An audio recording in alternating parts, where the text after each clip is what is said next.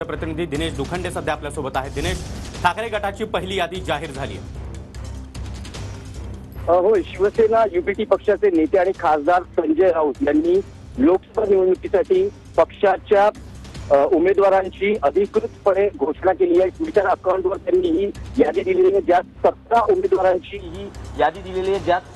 उमेदवारांची नावं जाहीर करण्यात आलेली आहे। ही नावं पुढील प्रमाणे आहेत। बुलढाण्यामध्ये नरेंद्र खेडेकर, यवतमाळ वाशिममध्ये संजय देशमुख, मावळमध्ये संजोग वाघोरे पाटील, सांगलीमध्ये चंद्रहार पाटील, हिंगोलीत नागेश पाटील अष्टीकर, संभाजीनगरमध्ये चंद्रकांत खैरे, धाराशिवमध्ये ओमराजे निंबाळकर, शिर्डी भाऊसाहेब वागचौरे, नाशिक राजाभाऊ वाजे, रायगड अनंत गीते, सिंधुदुर्ग रत्नागिरी विनायक राऊत, ठाणे राजन विचारे, मुंबई ईशान्य संजय दिना पाटील, तसंच मुंबई दक्षिण अरविंद सावंत, मुंबई वायव्य अमोल कीर्तिकर, परभणी संजय जाधव आणि दक्षिण मध्यमध्ये अनिल देसाई यांच्या नावाची घोषणा करण्यात आलेली आहे। सगळ्यात महत्त्वाचं म्हणजे सांगली, ज्या जागेवरून काँग्रेस आणि शिवसेना युबीटी मध्ये तिढा होता, पेच होता, तोही सुटल्याचं दिसतं आहे। इथे या आजच्या यादीत सांगलीमध्ये चंद्रहार पाटील यांच्या नावाची घोषणा करण्यात आलेली आहे। तसंच नाशिकमध्ये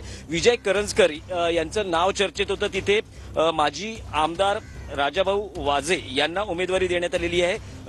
जे विद्यमान खासदार आहेत त्यांना रिपीट करण्यात आले, ज्यात विनायक राऊत, राजन विचारे, संजय जाधव यांना रिपीट करण्यात आलेलं आहे। त्यामुळे जी 17 नावं, आता असा एक संजय राऊत यांच्याकडून वारंवार दावा केला जात होता की 22 जागांवर शिवसेना ठाम आहे, 22 जागांवर शिवसेना लढणार आहे। त्यापैकी 17 नावांची घोषणा केली आहे।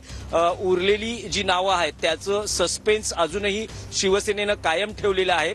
पण एकूणच युती आणि आघाडीच्या राजकारणात, विशेषतः महाराष्ट्रात युती आणि आघाडीच्या राजकारणात जे प्रादेशिक पक्ष आहेत त्यांच्याकडून नावं घोषित करण्यात थोडी जागा वाटपाच्या तिढ्यामुळे अडचण निर्माण होत होती। त्यात आता शिवसेना युबीटीनं आपली नावं जाहीर करून इथे आघाडी घेतल्याचं दिसतं आहे। 17 नावं जाहीर करण्यात आलेली आहेत। याआधी आपण बघितलं की शिवसेना युबीटी पक्षाचे प्रमुख उद्धव ठाकरे यांनी अलीकडे जे दौरे केले, स्पेसिफिक मतदारसंघामध्ये जाऊन त्यांनी तिकडच्या पक्षाच्या उमेदवाराची अधिकृतपणे घोषणा केली।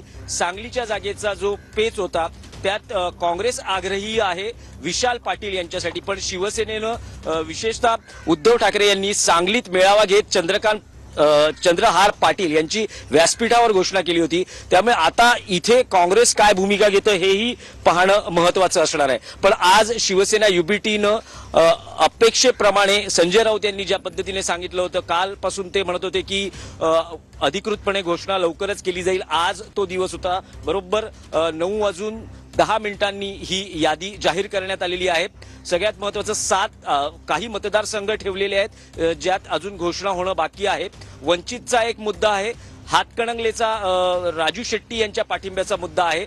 इथे जो एक पेच निर्माण झाला आहे त्यावर शिवसेना युबीटी पक्ष काय भूमिका घेतो या बाबतीत उत्सुकता असणार आहे। पण जी माहिती सूत्रांकडून मिळते ती उरलेले जे मतदारसंघ आहेत त्यातलं सस्पेन्स कायम ठेवताना काही आश्चर्यकारक घडामोडी पुढच्या काळात आपल्याला महाराष्ट्राच्या राजकारणात, विशेषतः महाविकास आघाडीमध्ये पाहायला मिळू शकतात। Back to studio. नक्कीच दिनेश, तुम्ही आपल्यासोबत राहा।